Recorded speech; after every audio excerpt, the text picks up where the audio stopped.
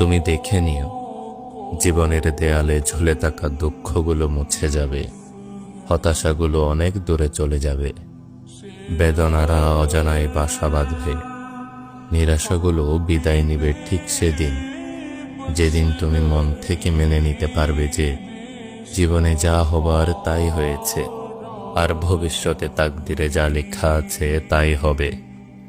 দুঃখ আর আফসোস করে লাভ নেই, পেরেশানি আর দুঃখ করে কখনো তাকদিরের লিখিত জিনিস কখনো পাল্টানো যায় না।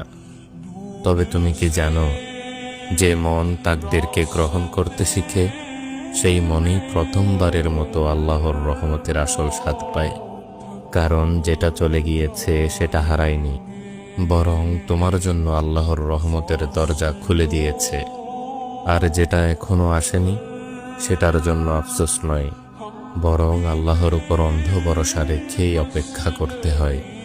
তুমি দেখে নিও, যে চোখ কেঁদেছে হারানোর জন্য, একদিন সেই চোখই হাসবে আল্লাহর দেওয়া নতুন কোনো নিয়ামতে। শুধু এখন এই সময়টাই ধৈর্য হারিও না, কারণ তোমার দুঃখের মধ্যেই লুকিয়ে আছে তোমার রবের পরিকল্পনা, এবং রব কখনো বান্দার কান্নাকে অপচয় করেন না। তাই কখনো হতাশ হয়ে যেও না, একদিন বুঝবে যেটা হয়নি সেটাও ছিল রহমত, আর যেটা হয়েছে সেটাও ছিল রহমতেরই এক রূপ।